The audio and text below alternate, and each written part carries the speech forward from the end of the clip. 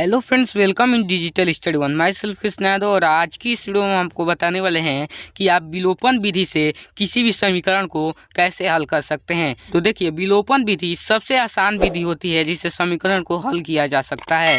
तो चलिए देखते हैं कि विलोपन विधि आखिर होता क्या है, इससे समीकरण को कैसे हल करते हैं। ठीक है, तो चलिए देखते हैं। तो विलोपन विधि का मतलब होता है कि किसी भी एक चर को विलुप्त करके दूसरे चर का मान निकाला जाता है, उसे ही विलोपन विधि कहते हैं। विलोपन विधि में कोई एक चर विलुप्त कर दिया जाता है और दूसरे चर का मान निकालकर और उस चर का मान किसी भी एक समीकरण में, समीकरण 1 में रख लीजिए या समीकरण 2 में रख लीजिए।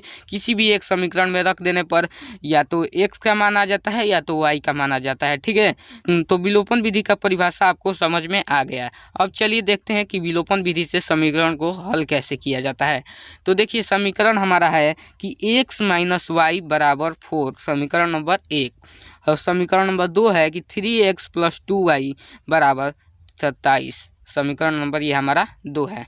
चलिए अब देखते हैं कि इसको हल कैसे किया जाता है।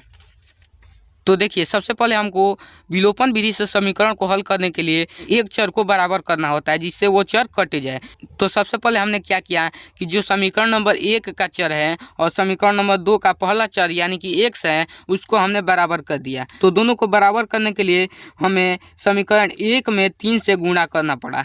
तो हम लिखेंगे कि समीकरण 1 में 3 से गुणा करने पर, समीकरण 1 में हम 3 से गुणा करते हैं तो ये हमारा हो जाएगा 3x, और यहाँ पर माइनस है तो माइनस लग जाएगा, और यहाँ पर y है तो y में 3 से गुणा करेंगे तो 3y, और बराबर इधर हो जाएगा 4 में 3 से गुणा करेंगे तो 12 हो जाएगा। ठीक है, और समीकरण नंबर 2 को हम वैसे ही उतार लेंगे यानी कि 3x + 2y = 27। देखिए, ये दोनों हमारा बराबर हो गया, एक चर हमारा बराबर हो गया, इसलिए ये कट जाएगा और दूसरे चर का मान निकल जाएगा। तो चलिए आगे देखते हैं। तो आगे है हमारा कि 3x - 2y = 12 और 3x + 2y = 27।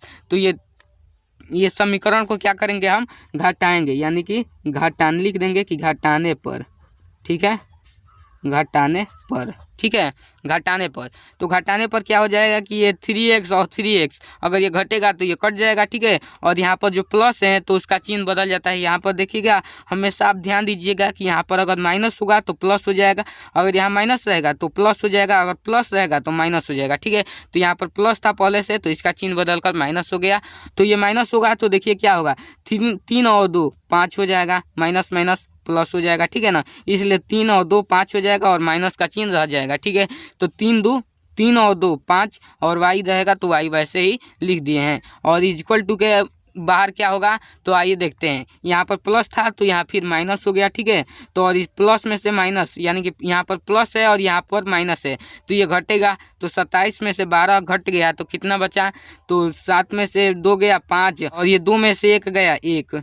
तो और माइनस का यहाँ चिन्ह है, जो बड़ा वाला चिन्ह होता है उसको वैसे ही लिख देते हैं। तो यहाँ माइनस का चिन्ह है तो यहाँ पर भी माइनस का चिन्ह रह जाएगा। ठीक है, तो अब देखिए यहाँ पर बचा कि 5y = 15। ठीक है, तो अब लिखेंगे कि y बराबर जब हम लिखेंगे तो ये जो 15 बट्टा में ये 5 जो है y के, जो ये 5 है y के साथ गुणा में था तो यहाँ पर आएगा तो भागा में आ जाएगा। ठीक है, तो y = 15/5। तो y का मान हमने निकाल लिया, तो y का मान हो जाएगा 5 × 3 = 15। तो y बराबर हमने निकाल लिया 3। ठीक है, अब चलिए y का मान समीकरण 1 में रख लीजिए या फिर समीकरण 2 में रख लीजिए, या किसी भी समीकरण 3 में भी रख सकते हैं, 4 में भी रख सकते हैं।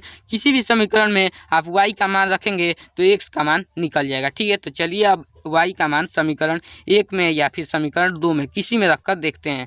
तो हमने y का मान समीकरण 1 में रखा। ठीक है, तो y का मान समीकरण 1 में रखने पर, ठीक है, तो समीकरण 1 है हमारा कि x - y = 4। देख सकते हैं आप, हमारा समीकरण 1 था कि x - y = 4। तो यहाँ पर लिख दिए कि x - y = 4। ठीक है, तो यहाँ पर y का मान हम रखेंगे जिससे x का मान हमारा निकल जाएगा। ठीक है, तो x - y का मान हमारा क्या था, 3 था, तो y के जगह पर 3 रख देंगे, बराबर के इधर लिख देंगे 4। ठीक है, तो यहाँ पर क्या निकल गया, x का मान निकल गया 7। ठीक है, ये जो माइनस था इधर गया तो प्लस, और x बराबर कितना हो गया, 4 और प्लस 3 क्या हो जाएगा, 7 हो जाएगा। ठीक है, अब इसको आप क्या कर सकते हैं कि ये जो समीकरण नंबर 1 था, ये समीकरण नंबर 1 है, इसमें x और y दोनों का मान रखेंगे तो अगर ये 4 के बराबर हो जाएगा तो आप अपने से ही उत्तर की जांच भी कर सकते हैं। जैसे अपने से ही पता कर सकते हैं कि समीकरण हमारा सही हुआ है कि गलत हुआ है। तो चलिए हम वो भी करा देते हैं। देखिए, तो हम सबसे पहले हमारा y का मान था 3 और x का मान था 7।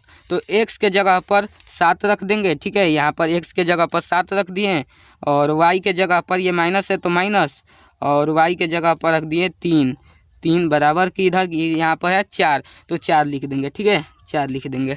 तो और ये 7 में से 3 जाएगा तो कितना बचेगा, 4 बचेगा, ठीक है, 4 बचेगा।